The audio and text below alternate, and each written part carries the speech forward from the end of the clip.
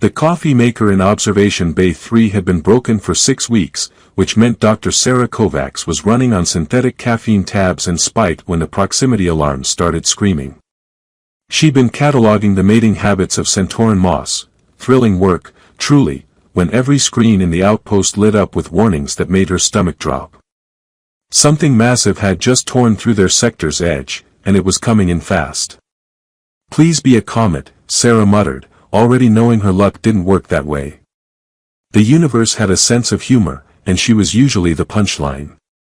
Commander Williams's voice crackled through the station-wide comm, tight with the kind of tension that suggested he was 2 seconds from ordering everyone into escape pods. "All personnel to stations. We have an unidentified vessel, Ashcary design, requesting emergency docking. This is not a drill." Sarah's hands froze over her datapad. Ashcary. The empire that had been watching humanity like we were interesting bacteria under a microscope for the better part of 40 years. The civilization that had mastered faster-than-light travel while humans were still figuring out combustion engines, and never let us forget it. They didn't request things. They demanded, or they simply took. She abandoned her moss samples and headed for the command center, joining the stream of scientists and technicians all wearing the same expression of controlled panic. Jenkins from astrophysics nearly crashed into her at an intersection, his tablet clutched to his chest like a shield. "This is it," he said, eyes wild. "First contact gone wrong. They're finally going to vaporize us for being cosmically annoying. We've had contact for decades, Jenkins. First aggressive contact, then. We probably violated some space law we didn't know existed. Maybe our radio transmissions insulted their emperor. Do they have an emperor? Oh God, we don't even know." "Breathe," Sarah said, though her own heart was doing gymnastics.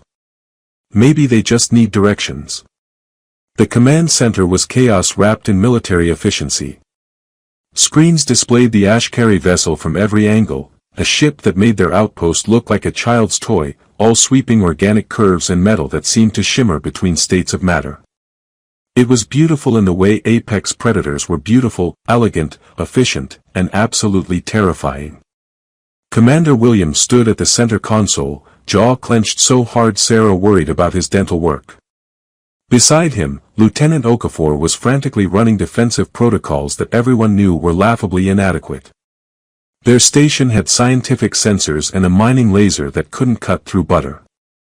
"They're hailing again," Okafor said. "Audio only. Same message." Williams nodded stiffly. "Put it through."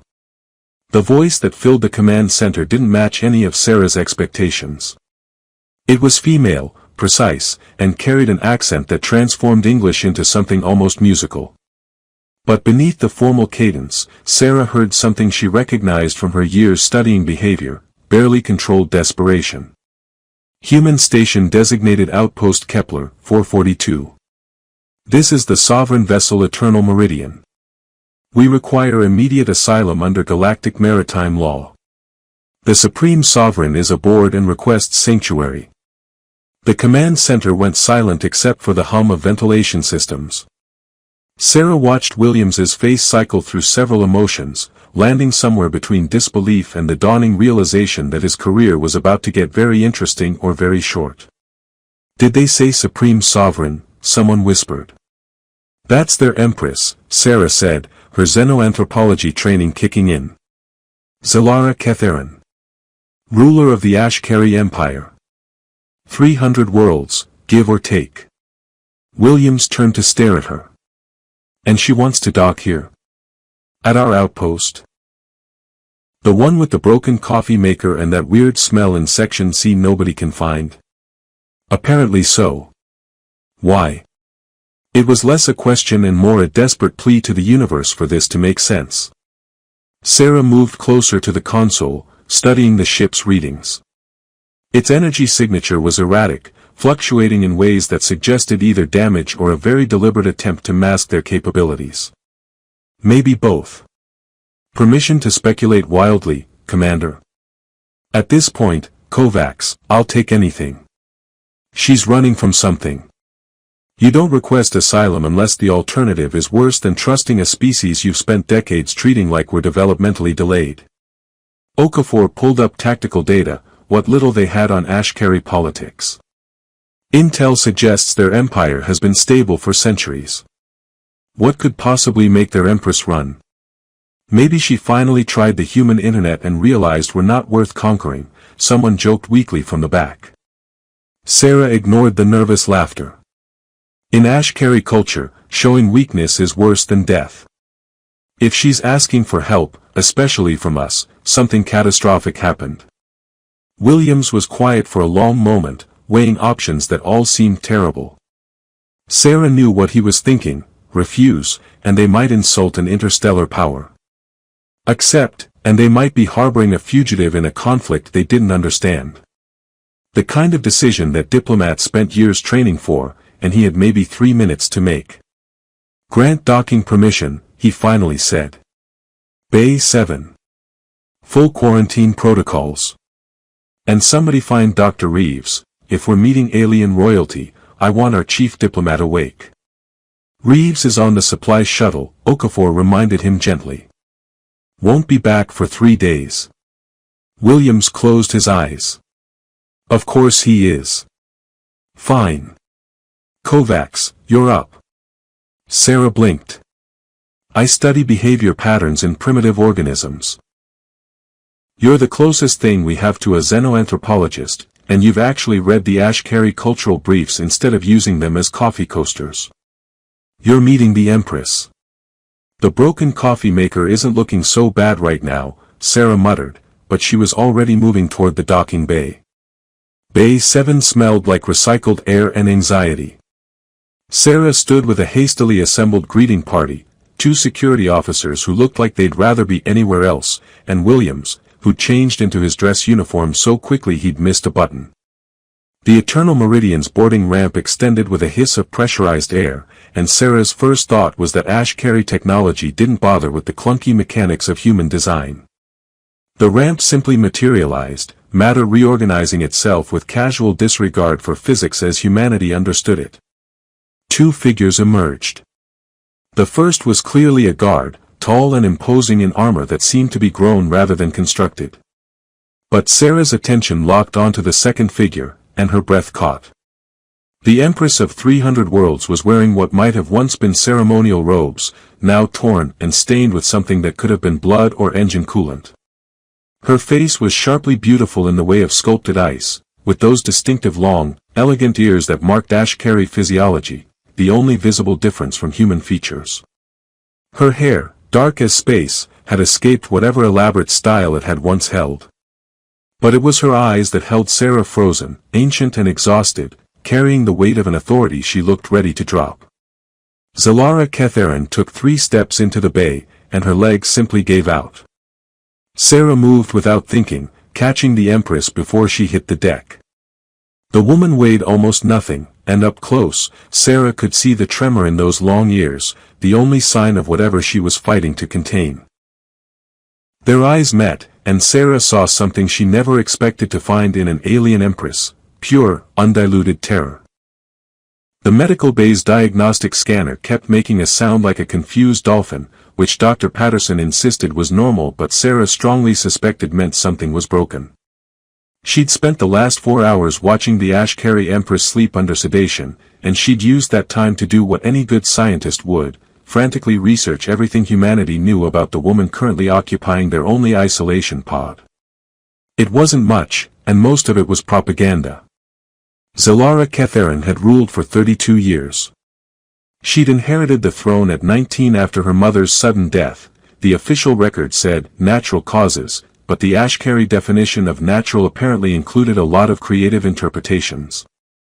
Under her reign, the empire had expanded by 40 systems, crushed 6 rebellions, and maintained an iron grip on 300 worlds through a combination of overwhelming military superiority and a political system that made Machiavelli look like an optimist.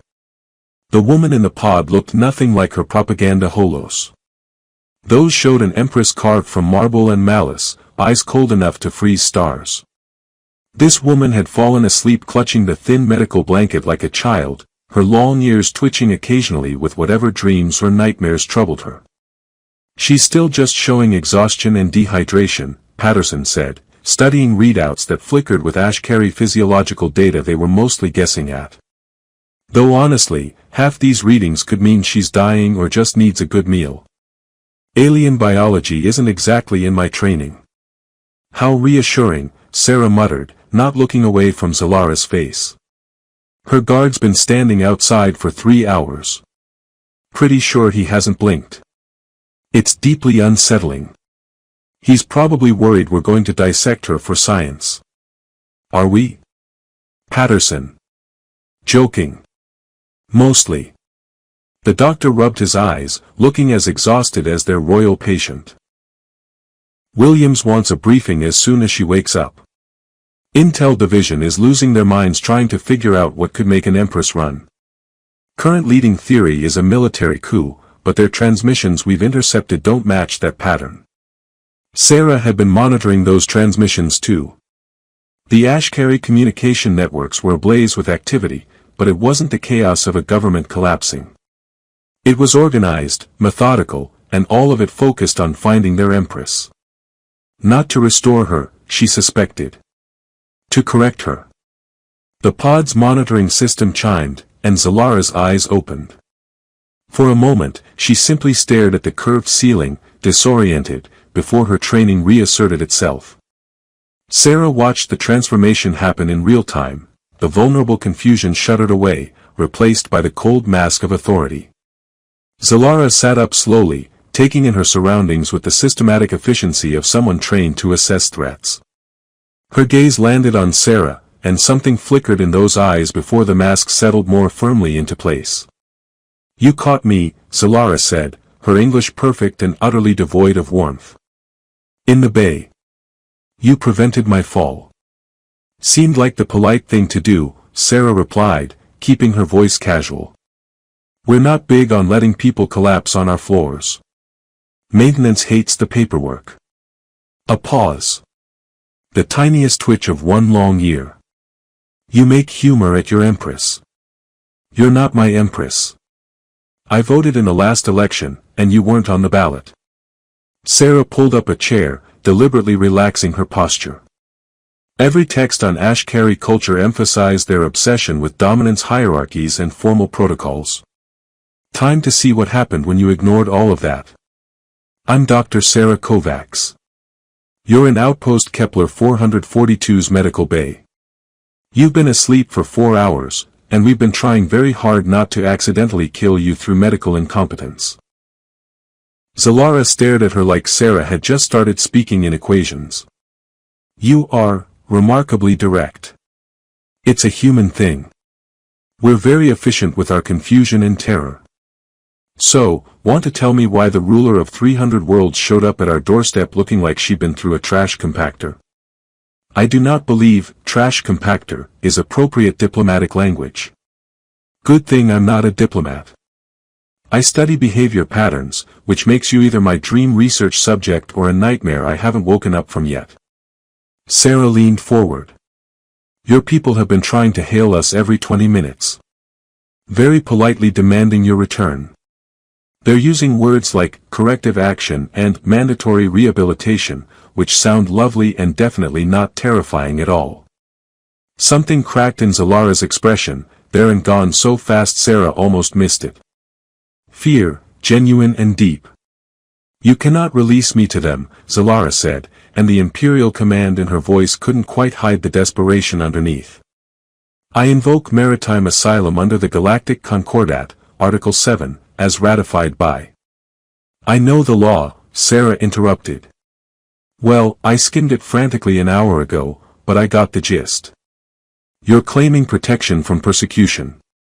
Which means your own government wants to do something unpleasant to you, and you're hoping we're too idealistic or stupid to hand you over.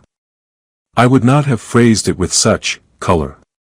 That's why I'm fun at parties and you run an empire." Sarah stood, moving to the medical console. "Here's our situation. My commander is about 3 seconds from a stress-induced ulcer trying to figure out if harboring you starts an interstellar incident or prevents one. Your ship is in our bay consuming enough power to run a small city. And your honor guard looks like he wants to murder everyone who breathes near you, which is making our security team twitchy. Kale that's is, protective. Kale that's looks like he eats broken glass for breakfast and is disappointed it doesn't put up more of a fight. Sarah turned back to face Solara directly. So let's skip the diplomatic dance. What happened? Why is the Empress of the most powerful civilization in known space hiding in a human outpost that smells weird in Section C? Solara was quiet for a long moment, her long ears angling back slightly, a gesture Sarah had learned indicated distress in Ashkari body language. When she finally spoke, her voice was soft enough that Sarah had to strain to hear. My High Council has declared me unfit to rule. They cite dangerous instability, compromised judgment, and... She hesitated, as if the next words tasted of poison, excessive empathy toward inferior species. Inferior species. That's us, I'm guessing. Among others. Sarah processed that, pieces clicking together in ways that made terrible sense. You refused to do something. Something they considered necessary, and you thought was monstrous. The colony world of Thesha 9 rebelled. Standard protocol dictates orbital bombardment of population centers, followed by systematic reduction of remaining resistance. Estimated casualties, 4 billion. Zalara's hands clenched in the blanket. I ordered a blockade instead. Negotiations. The council called it weakness. They were, not subtle in their disapproval. 4 billion, Sarah repeated, feeling sick. And they wanted you to just. It is what emperors do. What I have done before, to maintain order. The mask cracked further, and Sarah saw the person underneath, someone drowning in choices that destroyed them piece by piece. But I find I have grown tired of being the monster my position requires. The medical bay's door chimed, and Williams entered with Okafor close behind. Both men looked like they'd aged a decade in the past few hours. Williams's missed button was still wrong, and Sarah found that oddly comforting. At least someone else was having a worse day than her Moss samples. Empress Solara, Williams began, his diplomat voice firmly in place. We need to discuss. My people will not stop searching, Solara interrupted, standing with the fluid grace of someone who trained in movement since childhood. Even exhausted and hunted, she commanded the room without effort. The High Council cannot allow my defection to stand. It would suggest weakness in our leadership structure. So they'll what, invade? Okafor asked, hand reflexively moving toward where his sidearm would be if regulations allowed weapons in medical. No. They will negotiate. Offer concessions, trade agreements, technology transfers. Everything your struggling outpost could want. Zalara's smile was bitter and sharp. And when you return me, they will execute the corrective measures they deem necessary, and your species will have gained much for the small price of my reconditioning. Reconditioning, Sarah said flatly. You mean torture. I mean the removal of defective emotional responses through approved psychological intervention. It is quite humane by our standards. Your standards sound like they were written by sociopaths. Yes, Zalara agreed simply. They were. The command center had transformed into a pressure cooker of bad decisions waiting to happen. Sarah stood against the back wall, technically present as a consultant but really just there to watch everything fall apart in real time. Commander Williams had called what he optimistically termed a strategy session, which so far consisted of 20 people talking over each other while the Ashkari fleet hanging at their perimeter grew larger by the hour.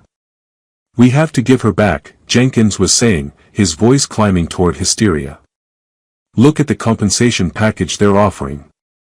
Medical technology that could cure half the diseases we're still figuring out. Fusion reactor designs that would solve Earth's energy crisis. All we have to do is condemn a woman to psychological torture, Sarah interrupted. Small detail you're glossing over there, Jenkins. She's not a woman, she's an alien empress who's killed billions. Who refused to kill 4 billion more, and that's why she's here. Williams slammed his hand on the console, and everyone shut up. His missed button had been fixed, Sarah noticed, which somehow made everything feel more ominous. The Ashkari ambassador is requesting a formal audience in 3 hours. They're sending a diplomatic shuttle. I need a decision before then. Okafor pulled up the latest intel on the screen surrounding them. Their fleet composition is interesting. These aren't warships. They're recovery vessels, medical transports, ships equipped for prisoner transfer. They're not here to blow us up. They're here to take her home and fix her. How thoughtful, Sarah muttered. The question, Williams continued, rubbing his temples, is whether we're willing to start an interstellar incident over one person's asylum claim. The legal precedent is murky at best. The Galactic Concordat has provisions, but enforcement mechanisms are basically non-existent. If we refuse and they decide to take her by force, we have exactly zero ability to stop them. We could call for Earth fleet support, someone suggested. Nearest destroyer is 6 weeks away at best speed. We'd be atoms before they got the message. Sarah watched the debate spiral, everyone carefully avoiding the actual question. Did Zalara Ketharin deserve their protection, or was she just a useful bargaining chip in a game too big for their insignificant outpost? She thought about the woman currently confined to quarters under guard, maintaining that perfect imperial mask even while her own government hunted her for the crime of developing a conscience. The door to the command center opened, and every head turned. Zalara entered flanked by Kael'Thats, her honor guard, who looked like he'd been carved from violence and bad moods. She'd cleaned up, found robes that actually fit, and assembled herself back into the image of an empress. Only her ears gave her away, angled slightly back in what Sarah now recognized as suppressed anxiety. This is a closed session, Williams started. I am the subject of your debate, Zalara said, her voice carrying that musical quality that made commands sound like observations. I should be present for my own sentencing. Williams opened his mouth, closed it, then gestured to an empty space near the center console. Zalara moved with that fluid grace, Kael'Thats taking position behind her like a particularly deadly shadow. Up close, Sarah could see the guard's face was marked with scars that formed deliberate patterns, some kind of military honor system, maybe, or just really aggressive acne treatment.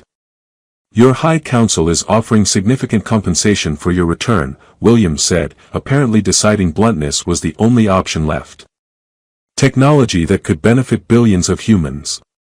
They claim you'll receive fair treatment, psychological counseling, and eventual restoration to a position of. They are lying, Zalara interrupted. Not about the technology. They will give you everything promised. But the treatment they describe does not exist in our culture. What exists is reconditioning through systematic trauma until the subject's personality fractures and reforms according to acceptable parameters. Survival rate is approximately 40%. The command center went very quiet. You're saying they'd kill you, Okafor said. I am saying they would make me wish they had killed me, then eventually grant that wish when reconditioning fails. Zalara's expression remained perfectly controlled. I have authorized such procedures myself. 17 times during my reign. It is effective for maintaining ideological purity in leadership positions. Jenkins made a sound somewhere between a laugh and a sob. And we're supposed to feel sorry for you. You just admitted to. I admitted to being exactly what my empire created me to be. Zalara turned to face him directly. I was raised from birth to rule without mercy, to view compassion as disease, to understand that power flows from fear. For 32 years, I performed my role adequately. Then something broke, or perhaps something finally healed, and I found I could no longer pretend that orders and obedience were sufficient substitutes for morality.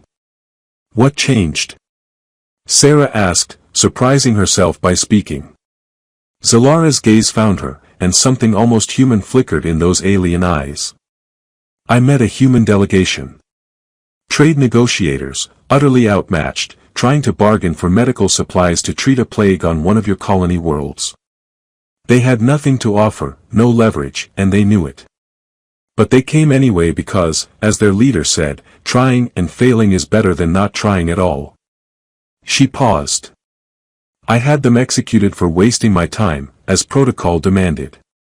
Then I spent 6 months unable to forget the way they looked at each other before they died. Not afraid. Sad. Sad that they had failed their people. The silence was suffocating. That's when you started questioning things, Sarah said quietly. That's when I started counting the bodies my throne was built on and finding the math no longer balanced. Zalara straightened, every inch the Empress again. I do not expect mercy. I do not claim innocence. I am offering you a choice, profit from my reconditioning or grant asylum knowing I can never repay the debt and your species gains nothing but the knowledge you protected someone who likely does not deserve it. Williams looked like he'd aged another decade. You're not exactly selling yourself here. I am attempting honesty, which is novel and uncomfortable. Well, you're terrible at it, Sarah said, earning startled looks. You show up half-dead asking for help, then spend the next day explaining why we shouldn't give it to you. That's either reverse psychology or the worst survival instinct I've ever seen. I am. Zalara hesitated, and her ears twitched in that tell of uncertainty. Unaccustomed to requiring assistance. The performance is not natural. No kidding.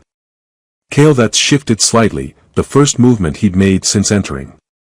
His voice was deep and carried an accent even thicker than Zalara's. The Empress has led with courage even when wisdom suggested different choices. Her crime is caring for those her position demanded she crush. If this makes her unfit to rule by Ashkari measure, then perhaps Ashkari measure is what requires correction. Everyone stared at the guard, who looked mildly uncomfortable with the attention. Did you just commit treason? Okafor asked. I believe so, yes. It is surprisingly liberating. Williams laughed, the sound edged with hysteria. Perfect. An empress running from her own government and a guard committing philosophical rebellion. This is exactly what my career needed. He turned to Sarah. Kovacs, you've spent the most time with her.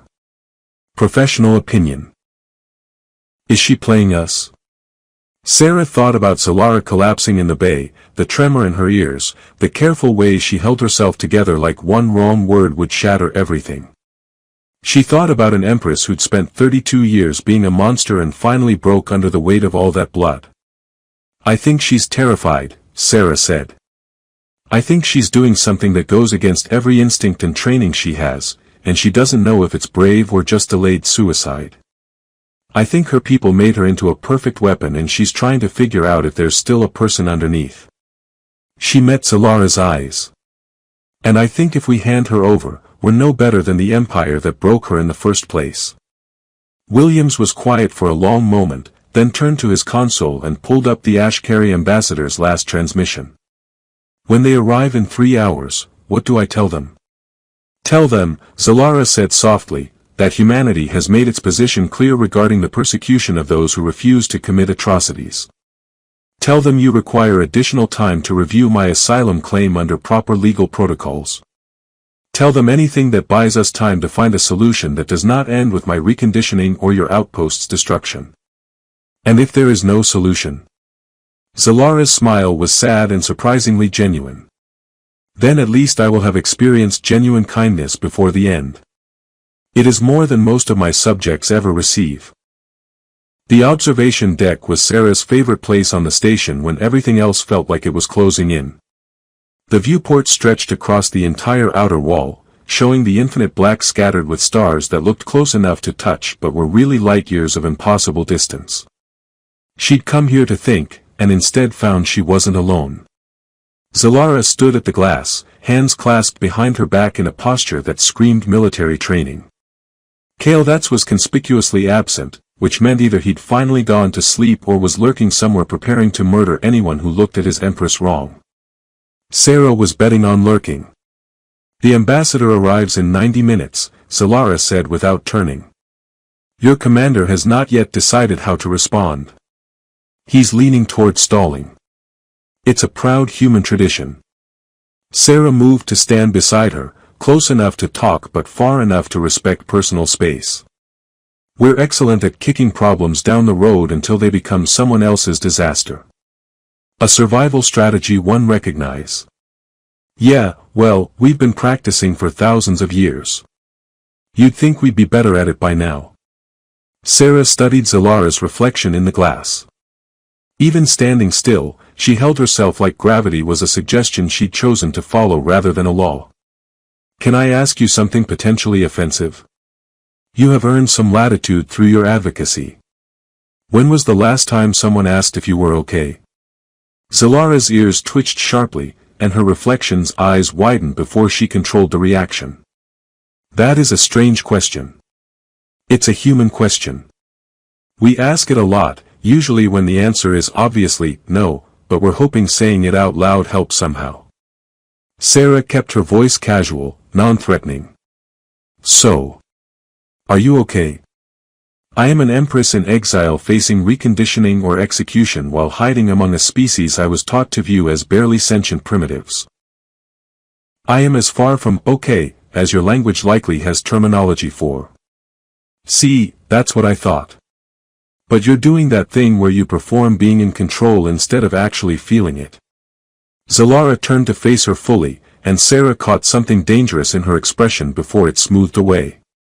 You are remarkably presumptuous for someone whose species has barely achieved interstellar travel. Yeah, I get that a lot. Goes with the studying behavior patterns thing. You develop a talent for spotting when people are lying, especially to themselves. Sarah leaned against the viewport, deliberately relaxed. Want to know what I see when I look at you? I suspect you will tell me regardless. Someone who spent their entire life being told that feeling things makes them weak, that caring is a flaw to be corrected, that power means isolation. Sarah watched Zalara's ears angle back. Someone who finally hit a breaking point and ran, then spent every moment since wondering if running made them a coward or just delayed the inevitable. Your species has a concerning obsession with psychological analysis. We're also big on avoiding the actual topic when it makes us uncomfortable, so we have that in common. Sarah pushed off the viewport. Here's what I don't get. You ruled 300 worlds. You commanded fleets that could turn planets into dust. You could have anyone executed with a word. But you're here, asking for help from humans, who you could crush without thinking. Why? Zalara was quiet, her gaze drifting back to the stars. When she spoke, her voice had lost some of its imperial distance. Because when I reviewed the surveillance of that human delegation before their execution, I noticed something. The leader, the one who spoke about trying and failing, held the hand of her colleague during the final moments. Such physical contact serves no tactical purpose. It does not delay death or reduce pain. It is, by any logical measure, pointless. But they did it anyway. And watching it, I felt something I had not experienced since childhood before my training removed such weaknesses. Zalara's hands unclenched, then clenched again. I felt envious. An empress of 300 worlds, envious of two humans facing execution because they had something I realized I had never possessed. Connection, Sarah said softly. Your people touch each other constantly. Handshakes, embraces, casual contact that serves no hierarchical purpose. In Ashkari culture, touch is reserved for combat or reproduction. There is no concept of comfort through physical presence. Zalara's voice dropped to barely above a whisper. I have ruled for 32 years and never once experienced touch that was not designed to hurt or dominate. Sarah felt something crack open in her chest, a recognition of loneliness so profound it made her own isolation look trivial. That's why you ran. Not just because you refused to kill 4 billion people. Because you realized you'd spent your entire life being a weapon instead of a person. Weapons do not require comfort. They do not need connection. They simply need to function according to their design. Zalara's laugh was bitter. I functioned perfectly until I didn't, and now I am defective equipment awaiting disposal. That's the saddest thing I've heard today, and Jenkins spent an hour explaining his theory about why the station's weird smell is actually sentient. Your species uses humor to deflect from discomfort. It's either that or cry, and I've already hit my quota for the week. Sarah moved closer, watching Zalara's reaction carefully. Can I show you something? Zalara's posture shifted into something more defensive. If this is an attempt at manipulation, relax. I'm not going to do anything weird. Well, weird by your standards. Perfectly normal by ours. Sarah held up her hand, palm out. This is how humans sometimes offer comfort. We call it different things depending on context, but the basic idea is the same. Connection without purpose beyond just being present with someone. Zalara stared at Sarah's hand like it might explode. You wish to engage in non-hierarchical physical contact. I'm offering to let you experience what you've been missing your entire life, yeah. No pressure. You can say no. I won't be offended. This is highly irregular. Most things worth doing are. Sarah kept her hand steady, waiting. In human culture, touch like this means, you're not alone. It means, I see you struggling and I'm here. It doesn't fix anything, doesn't solve problems, doesn't make the bad stuff go away. It just means someone cares enough to reach out. Zalara's ears were doing complicated things, angling forward then back in rapid succession. Sarah could see the war happening behind her eyes, 3 decades of conditioning fighting against something raw and desperate that had been locked away for so long it had nearly atrophied. Slowly, carefully, Zalara raised her own hand. Her fingers trembled as they approached Sarah's palm, and when they finally made contact, she flinched like she'd been shocked. That's normal, Sarah said gently. You're not used to it. Just breathe. I am breathing. I mean breathe like you're not about to bolt or attack me. Breathing like a person instead of a weapon. Zalara's fingers pressed more firmly against Sarah's palm, and Sarah could feel the tremor running through them. The Empress's eyes were wide, her carefully maintained composure cracking at the edges. This is. I do not have words in your language. You don't need words. Just feel it. Something broke then, some final defense that had been holding everything back. Zalara's breath hitched, and Sarah watched in real time as 32 years of suppressed emotion hit her all at once. The Empress's legs buckled, and Sarah moved on instinct, catching her as she sank toward the floor. I've got you, Sarah said, supporting Zalara's weight as they both went down. It's okay. You're okay. I am not okay, Zalara managed, and her voice was wrecked. I have never been okay. I have been functional and obedient and perfect in all the ways my position demanded, but I have never been. The words dissolved into something that might have been a sob, except Zalara clearly didn't know how to cry properly, like even her grief had been trained out of her and was struggling to remember how to exist. Sarah did the only thing she could think of.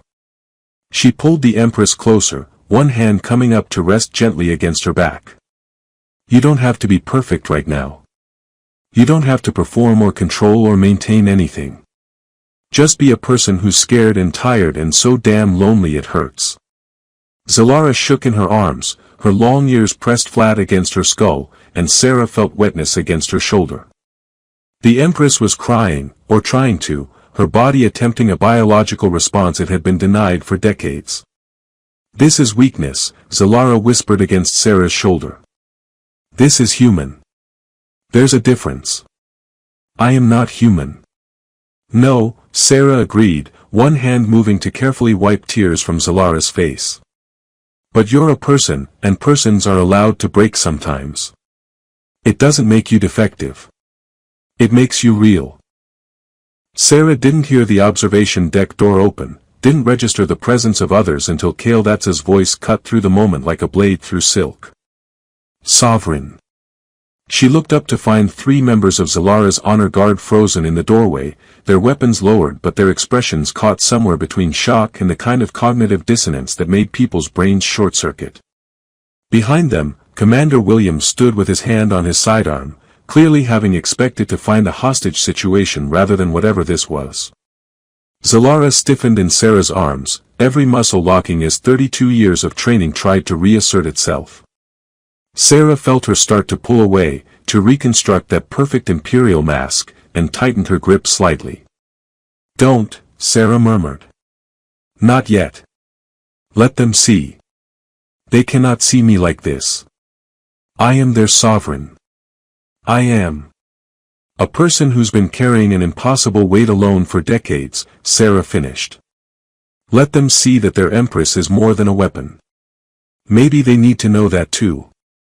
Zalara's breath hitched again, but she didn't pull away.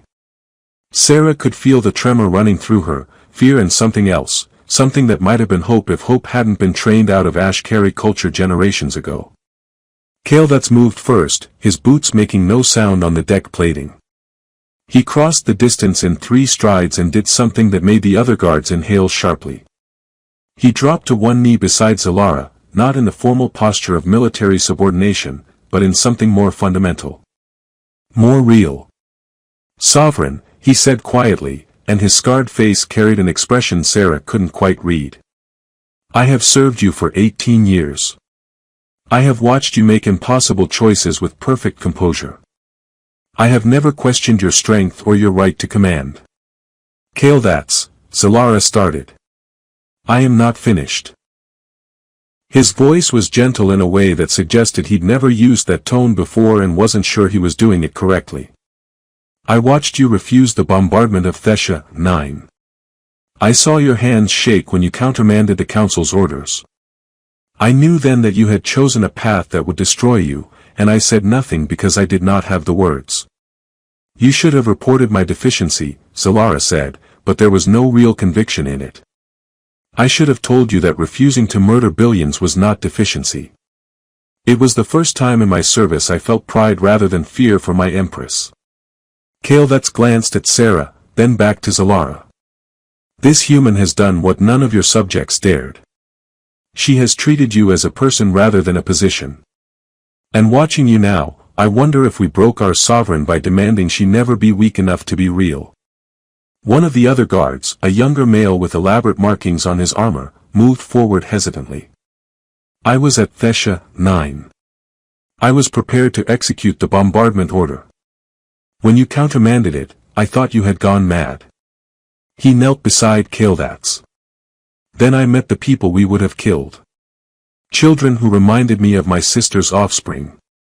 Scientists who showed me their research. Artists who gave me a sculpture they had made, for no reason except they thought I might enjoy it." His voice cracked.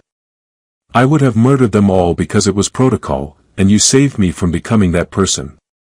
If that makes you unfit to rule, then our empire is judging by the wrong standards." The third guard, a female whose face was a maze of honor scars, spoke without kneeling but her voice carried weight. "The High Council calls your empathy deficiency. They claim emotion makes you weak." She looked directly at Zalara. "But I have served under 3 emperors, sovereign. Your grandfather ruled through terror and died paranoid, assassinated by his own guards. Your mother ruled through calculation and died alone, poisoned by rivals who felt nothing for her. You have ruled for 32 years and your guards are here, defending you against your own government, because for the first time in our empire's history we serve an empress we would die for rather than an empress we fear." Williams cleared his throat awkwardly. "I hate to interrupt what's clearly a moment, but the Ashkari ambassador's shuttle just entered docking range. I need to know what we're doing here." Sarah looked down at Zalara, who was still trembling but had stopped trying to hide it. "Your call, Empress. What do we tell them?" Zalara drew a shaky breath and finally pulled back from Sarah's embrace, though she kept one hand resting against Sarah's arm like she needed the connection to stay grounded. "Tell them the truth. Tell them their empress has discovered that strength without compassion is just another word for cruelty, and she will not return to a system that demands she choose between power and personhood." "They'll threaten war," Williams said. "They will threaten many things. But actual war requires council consensus, and my intelligence network," she glanced at Kaldats, which apparently remains functional despite my exile, suggests the council is not unified. 3 members opposed my reconditioning. 2 have already been replaced for insufficient loyalty. The Empire is fracturing over whether an empress who refuses genocide is defective or evolution. So we're betting on Ashkari's civil war to keep us safe. Okafor said from the doorway. That's either brilliant or suicidal. Often the same thing, Zalara said, and Sarah caught the ghost of actual humor in her voice. But I am not asking you to fight my battles. I am asking for time. Time to contact the council members who supported me. Time to build support for an alternative to reconditioning. Time to prove that an empire can be strong without being monstrous. And if you can't? Sarah asked. Zalara met her eyes, and something had changed there. The perfect mask was gone, replaced by someone raw and uncertain but real. Then I will have experienced what it means to be treated as a person rather than a weapon. I will have felt comfort from someone who owed me nothing. I will have learned that my guards followed me not from fear but from choice. She smiled, small and fragile but genuine. The reconditioning cannot take those memories. Even if they break me, they cannot erase that I was, briefly, more than my position demanded I be. Williams muttered something that sounded like, too early for this philosophical crisis, but pulled out his calm Okafor, prepare the diplomatic suite. If we're starting an interstellar incident, we're doing it with proper furniture. He looked at Zalara. You stay here with Kovacs and your people. I'll handle the ambassador. Try not to have any more emotional breakthroughs until after I've had coffee. Your priorities are highly questionable, Zalara observed.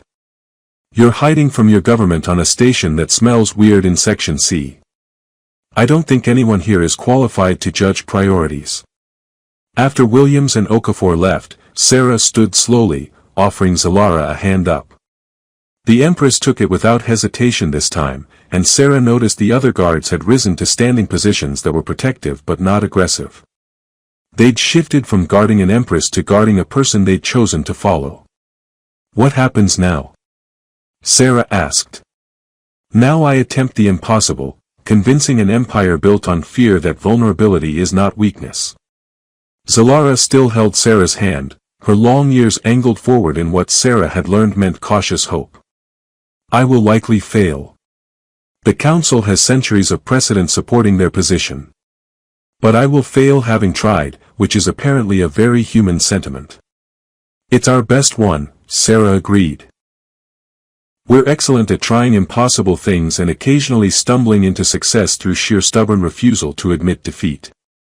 A survival strategy one am beginning to appreciate. Kale that's moved to the viewport, scanning the darkness where the Ashkari fleet waited. The ambassador will offer terms. Return voluntarily and receive lenient reconditioning. Refuse and face forced extraction. He glanced back at Zalara. We cannot fight an entire fleet, Sovereign. No, Zalara agreed. But we can make extraction costly enough that the Council must justify the expense to member worlds who are watching. We can use human communication networks to broadcast what is happening here. We can make this messy and public and force the Empire to explain why an Empress who refused to commit genocide requires correction. Her grip on Sarah's hand tightened. I have spent my reign maintaining perfect control. Perhaps it is time to create chaos instead. Sarah laughed, the sound surprising her. You're learning. Chaos is very human. We're basically powered by controlled disaster. Then I shall endeavor to become more human in my approach. Just maybe skip the part where we argue about nonsense and create problems that didn't need to exist. I make no promises. Through the viewport, Sarah watched the ambassador's shuttle complete its docking sequence, and somewhere in the station's depths, Williams was preparing to have a conversation that would either change everything or accomplish nothing. But here in the observation deck, an Empress who'd spent her life alone had guards who followed her by choice and a human scientist who'd offered comfort without expectation of reward. The universe was vast and cold and full of civilizations that measured strength by how well you could destroy others. But Sarah had just watched an empire begin to crack because one person decided that feeling things wasn't weakness, and 3 guards chose loyalty over protocol, and a human outpost refused the easy choice. Maybe that was enough. Maybe small moments of genuine connection in an infinite universe were how you started revolutions. Or maybe they'd all be dead in a week and this would be remembered as a really bad decision. Either way, Sarah thought, watching Zalara stand straighter while still holding her hand, it was better than the alternative of pretending people were weapons and connection was weakness. "Ready to face your ambassador?" Sarah asked. "No," Zalara admitted. "But I am ready to try, which I am told is the important part." "Very human of you. I am learning from excellent teachers." They left the observation deck together, an empress and a scientist and 3 guards who'd chosen compassion over protocol, walking toward a confrontation that would reshape an empire or end in disaster, and somehow that felt exactly right.